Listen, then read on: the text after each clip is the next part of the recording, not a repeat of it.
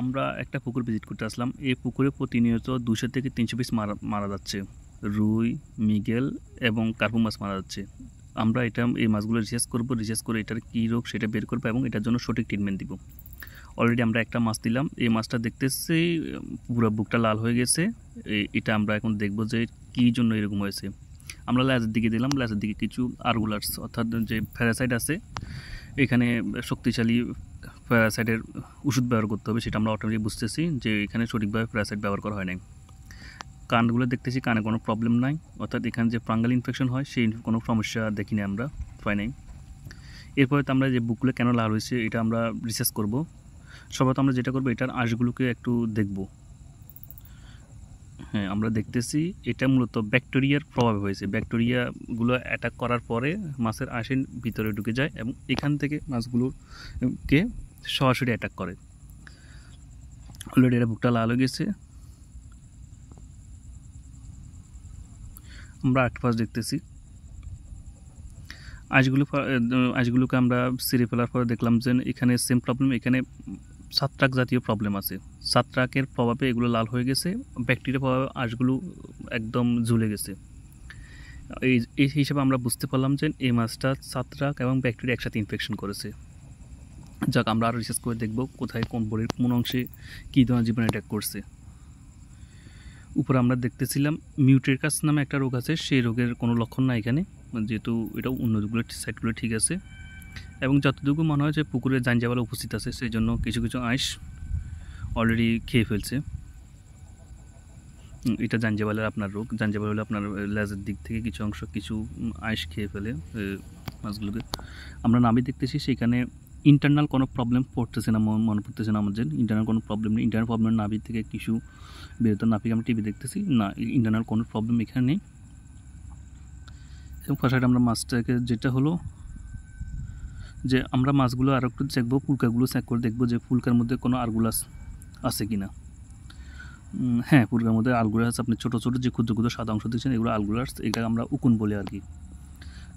এখানে মাছের মধ্যে উকুন আছে যেটাকে আরগুলাস বলা, এবং এটার জন্য প্যারাসাইটের একটা ডোজ লাগবে।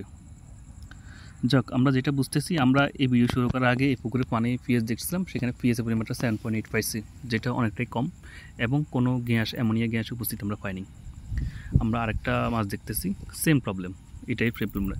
এই যে লাল রোগটা দেখছেন, এটাকে আলসার রোগ, এবং এই রোগটা খুবই মাছ জন্য একটা কমন রোগ, এবং এই রোগ হলে মর্টালিটি বাড়তে থাকে। আমরা পুকুরের থেকে যে ডাটা পেয়েছি সেটাতে অনুসারে বোঝা যায় প্রতিনিয়ত এখানে 200 থেকে 300 মাছ মারা যাচ্ছে এবং কন্টিনিউ এটা অবভিয়াসলি বাড়তেছে।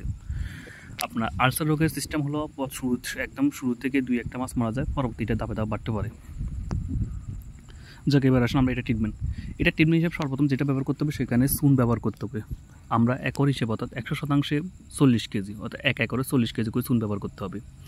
এবং এখানে চুন দেওয়ার 48 ঘন্টা পরে শক্তিশালী প্যারাসাইট ব্যবহার করতে হবে। প্যারাসাইট বলতে যে প্যারাসাইট ডেল্টামিথিন গ্রুপের প্যারাসাইট, আপনি প্রথমে চুন ব্যবহার করতে হবে। চুন পাওয়ার 48 ঘন্টা পর অর্থাৎ 2 দিন পর এখানে শক্তিশালী একটা প্যারাসাইট ব্যবহার করতে হবে।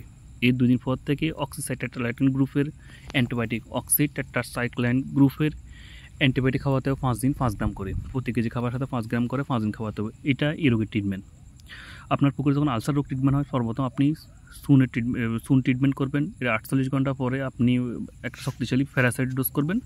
এরপরে অক্সিসাইক্লোলাইন গ্রুপের অ্যান্টিবায়োটিক খাওয়াবেন 5 থেকে 7 দিন, এবং অটোমেটিকলি এই রোগটা ম্যাটারিটি অফ হয়ে যাবে, মাছ মরা বন্ধ হয়ে যাবে, মাছগুলো সুস্থ হয়ে যাবে। এরপরে আপনি যেটা করতে পারেন, সেটা আজ যাতে এই রোগটা না হয় সেই জন্য আপনার পটাশ ব্যবহার করতে পারেন।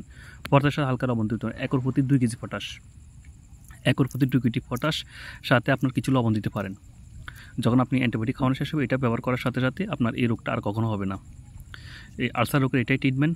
আপনি দেখতেছেন সবগুলো মাছে উকুন আছে, যেটা আমরা অলরেডি প্যারাসাইট ডোজ কথা বলছি।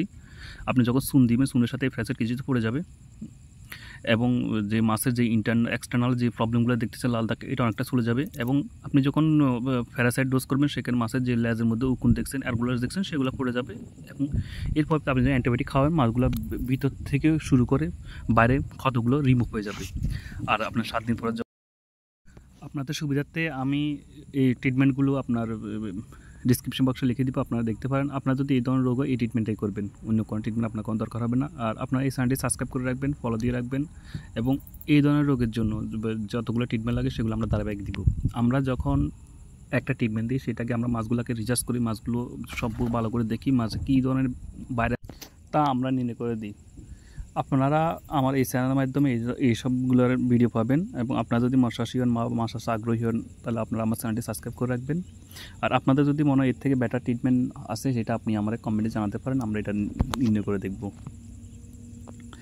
যাক, আপনারা ভিডিওগুলোতে আপনারা যদি আলসার রোগের জন্য এই ট্রিটমেন্টটা করবেন, আশা করি আপনারা শতভাগ সফল হবেন। আল্লাহ হাফেজ, সবাই ভালো থাকবেন।